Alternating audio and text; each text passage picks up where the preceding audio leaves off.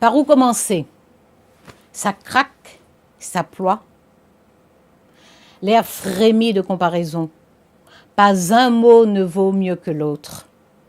La terre gronde sous la métaphore.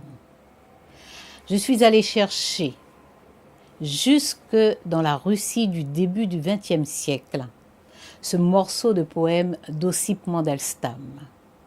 En fait, c'est pour rappeler l'unité de la condition humaine, quelles que soient les époques, quels que soient les lieux, quelles que soient les distances dans l'espace et dans le temps.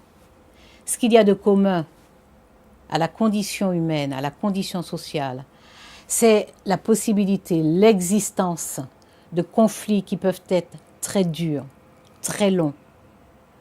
Et ces conflits très durs, très longs, qu'il s'agisse de guerres civiles ou de guerres frontalières, sont des conflits qui doivent aboutir.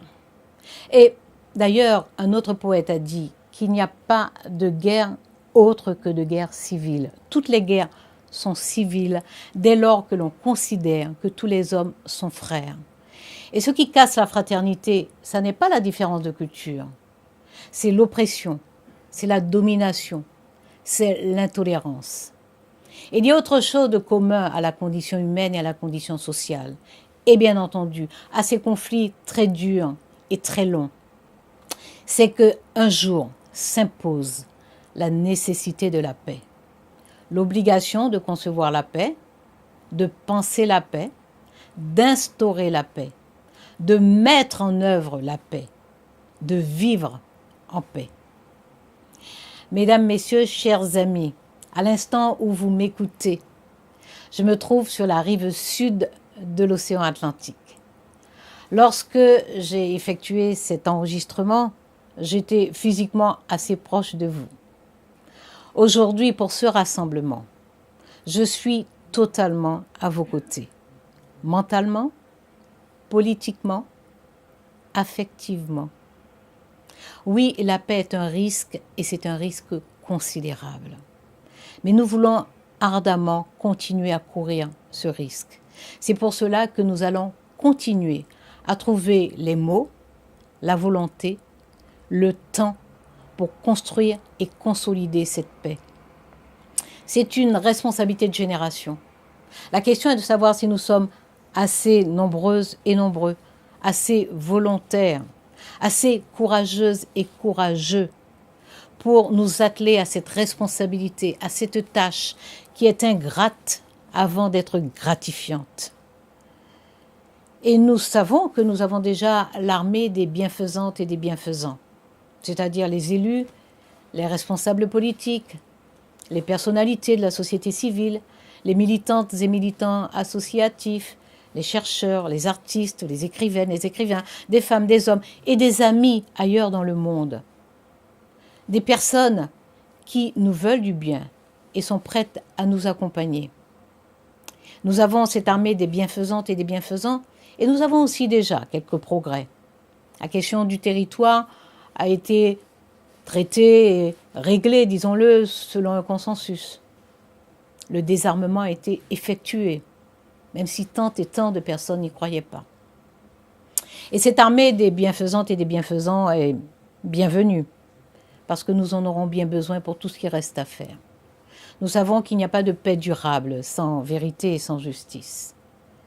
Il nous faut donc, comme d'autres pays ont su le faire avant nous, trouver le chemin. Je suis absolument persuadée que nous saurons trouver à la fois les dispositifs, les procédures qui nous permettront, par une justice transitionnelle, qui nous permettront de créer le cadre, l'intention pour aboutir à cette paix durable à travers une vérité, à travers cette justice qui nous aidera. Nous avons déjà dans la loi pénale du 15 août 2014 inscrit la justice restaurative. C'est un état d'esprit. C'est un état d'esprit individuel, mais cela montre que, conformément à notre histoire et à notre culture, nous saurons franchir ce pas supplémentaire. Cette justice transitionnelle est indispensable. Elle l'est pour que toutes les victimes soient reconnues et que les réparations dues et possibles soit mise en œuvre. Cette justice transitionnelle est indispensable pour que les bonnes décisions soient prises concernant les prévenus et les détenus. Cette justice transitionnelle est indispensable pour que les dispositions les plus équitables soient retenues pour les personnes exilées. Ce sont les vies de famille et la vie dans la cité qui en seront améliorées. Et cette justice transitionnelle, elle n'est pas incompatible avec l'état de droit. Au contraire même, elle en est un pilier à la sortie d'un conflit aussi long et aussi dur.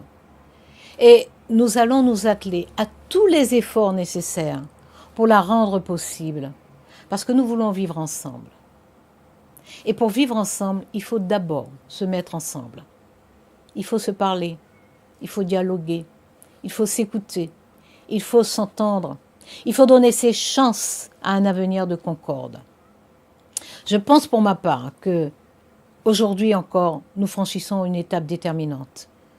Que vous passerez cette journée de mobilisation, de rassemblement, vous la passerez à creuser encore pour que nous avancions.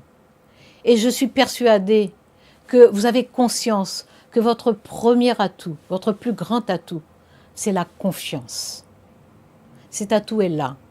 Et parce qu'il est là, parce que je le perçois, parce que je le ressens, moi aussi, je suis en confiance.